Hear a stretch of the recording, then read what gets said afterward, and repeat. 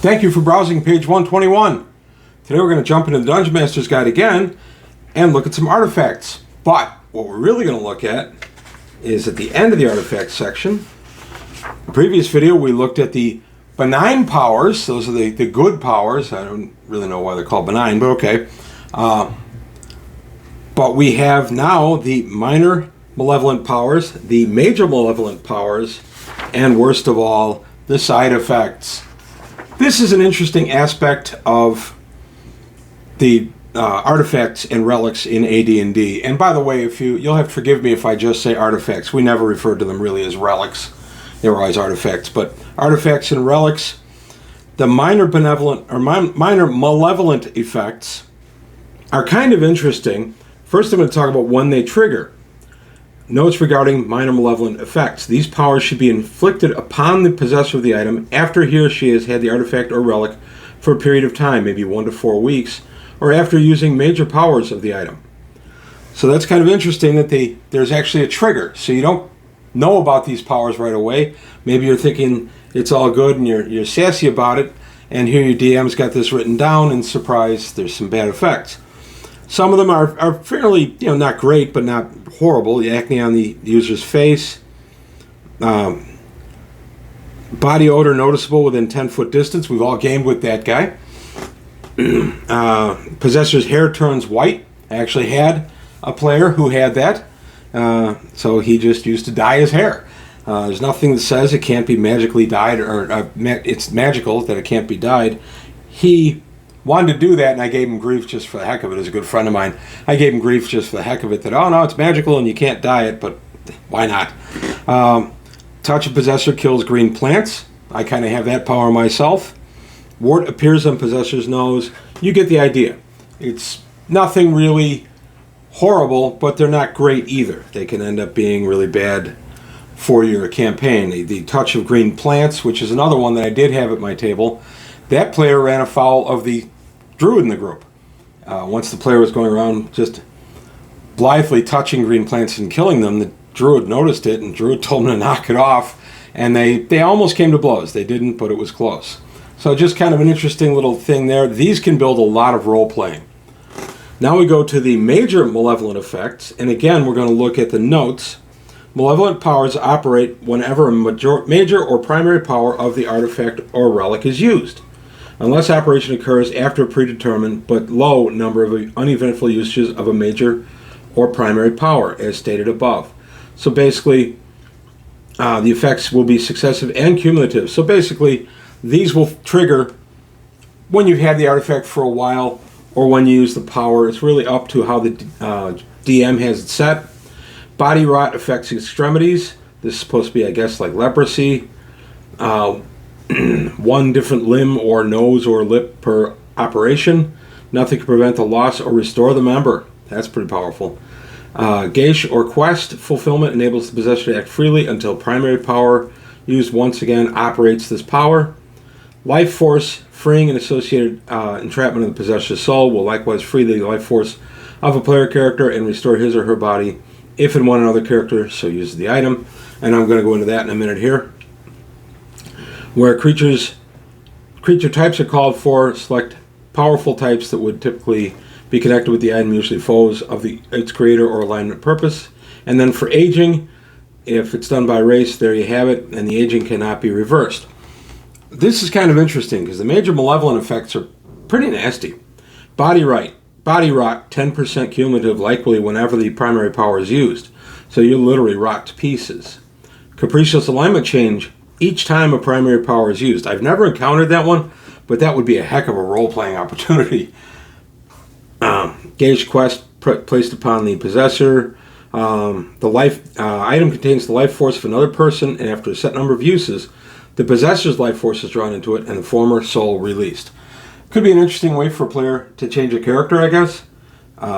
It's not a way I would go about it, but it could work that way. Item is a prison for a powerful being, and tries to break free on a 1 to 4% chance per use. It's cumulative. that it will break free and kill the possessor's soul, and using his or her body, proceed to slay all associates and henchmen of this character. Item is itself a sentient being. Each use of primary power gives a 1 to 3 cumulative chance that the spell will be broken, and the being will either change the possessor into a like artifact or relic, gauge quest the possessor to perform a mission of its choosing, kill the possessor, mentally enslave the possessor for a period of 2 to 8 weeks. And then you get the old lose 1 point of constitution, charisma, constitution, dexterity, lose 1 hit point. I always thought that was a typo. I'm betting it's supposed to be 10 hit points. 1 intelligence, 1 point of strength, 1 point of wisdom. Magic drained from the most powerful magic item other than the artifact or relic within 20 feet of the user. Yes, I did encounter that one. It was that old club we used to be part of. The guy came in with it, and my rule, because every club meeting was an open table, and I did something on the order of 50 of these club meetings. So every time people sat down, I didn't know the characters, and a lot of times I ran 4th to 8th or 8th to 10th, something like that, or sometimes even higher if players really wanted it. So I would have a game ready, and the players would sit down, and then I'd get ready to kind of wing it, because I didn't know who was sitting down.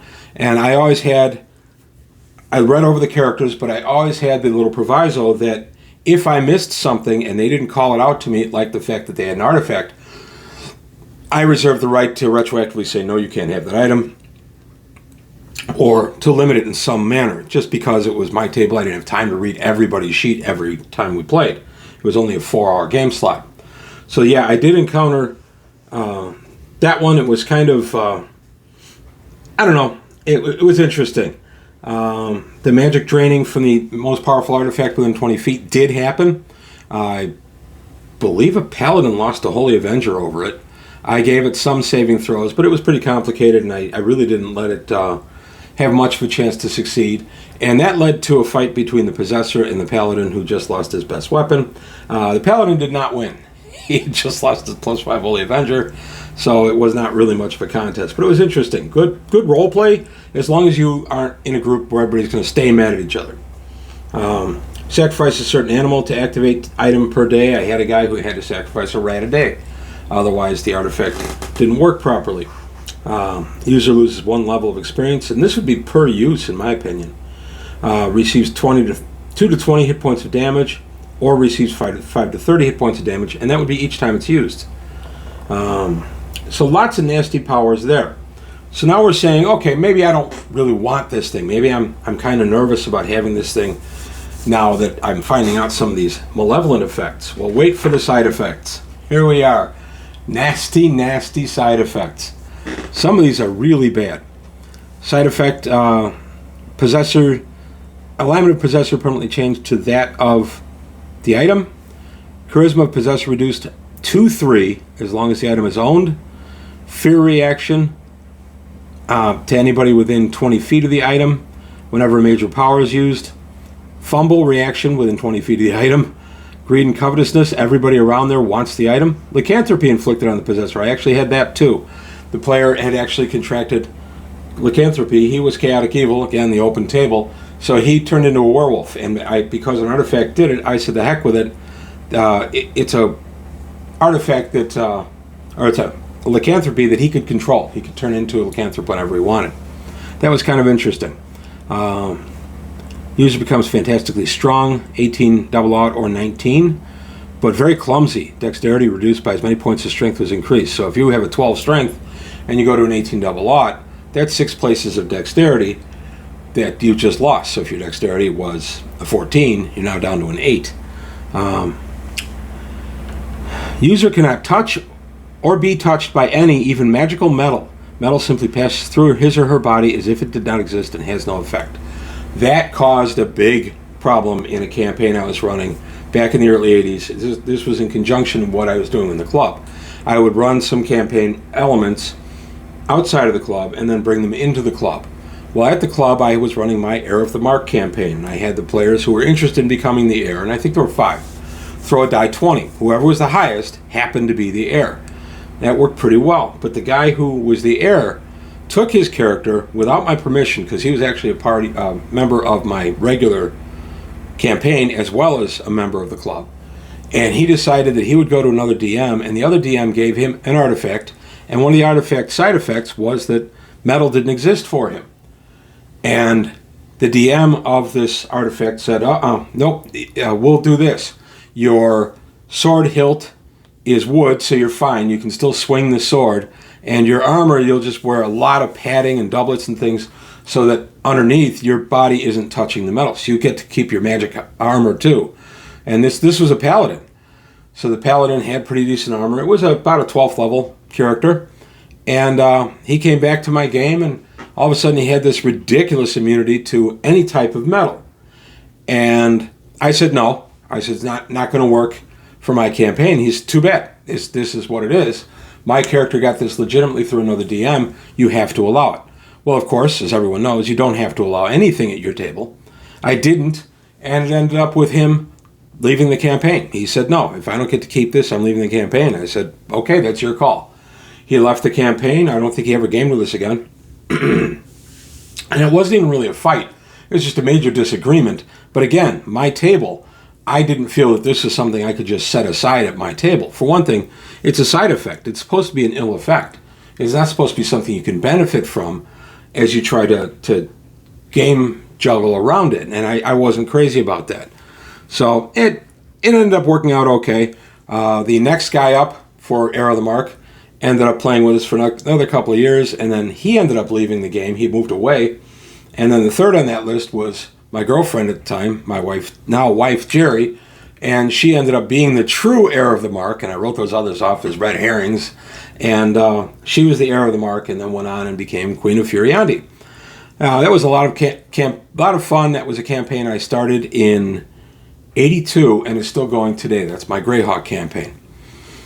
But a couple other things here. Whenever the power of the item is used, temperature within a 60-foot radius is raised 20 to 50 degrees Fahrenheit for 2 to 8 turns, and it moves with the item. And then the other thing we're going to touch on is the possible means for destroying artifacts and relics. We know that if you start trying to take one apart or something, it can have really bad effects on you. But the following table is the way to destroy it. No item can be created that can't be destroyed. That's a rule I live by in my game. And the way to destroy a particular artifact is to melt it down in a fiery furnace, pit, mountain, forge, crucible, or kiln in which it was created, a la the One Ring. Drop it into or bury it in the Well of Time, the Abyss, and several other places. Cause it to be devoured by Cerberus, Leonian Hydra, a Titan, or an ancient dragon turtle. Cause it to be broken and or crushed by Talos, a triple iron golem, whatever that is, but I like it. Talos, of course, is coming from Ray Harryhausen. The gates of hell, the cornerstone of the world, exposed to the penetrating light of the sun and flame of the ray of eternal shrinking. It's just kind of neat that there's some stuff in here we get no other references to. Caused to be seared by the odious flames of Garon's destroyed soul or disintegrated in the putrid ichor of Jubilex's Deliques's flesh. I also go for the Robert E. Howard thing where kings and monarchs have special powers over some magic, and I actually did a campaign where they had a minor malevolent artifact. The thing was nasty. They just their goal was to destroy it. It was a good-line party, and the goal was to have it ground beneath the heel of a king or queen. And so they quested on this. They had to do a quest for this and a quest for that. And eventually the king or queen just stepped off the throne, put their heel to the thing, and the thing just smashed under their feet. And that was the end of it. But it was kind of a neat thing, and that's a Robert E. Howard staple that I've always enjoyed. But there you have it. That's a look at some of the malevolent powers and the side effects. And in my opinion, none of these should ever turn and be twisted to the benefit of the person possessing the artifact. So let me know what you think. How do you deal with the malevolent powers in Artifacts and Relics? Interestingly, I got into Gamma World right about the same time I really started reading into the Dungeon Master's Guide. We got into AD&D about 6 or 8 months after we started playing D&D. So I was reading this in late 80, early 81, and these tables, the malevolent effects, reminded me so much of the Gamma World bad mutation tables that I don't know, it just was really similar to me. And it was a way to make character interesting, but also maybe a way to screw things up. So you got to be careful about the malevolent effects and the side effects, because they can totally shape whether the player even keeps the artifact, tries to use it, anything like that. So if you want the artifact to stay in your campaign, you got to kind of use a little caution with some of these side effects and malevolent powers. But that's all I've got today on page 121. I want to thank you for your time. Thanks for watching. Please leave comments below, like and subscribe if you enjoyed the video. Tell your friends. Let's keep growing the channel. I also could use some help with Patreon to help me continue to upgrade some of my tech. Any kind of help you could throw my way would be fantastic. That's all I've got today. I want to thank you for your time. Thanks for watching, and I'll see you next time on page 121.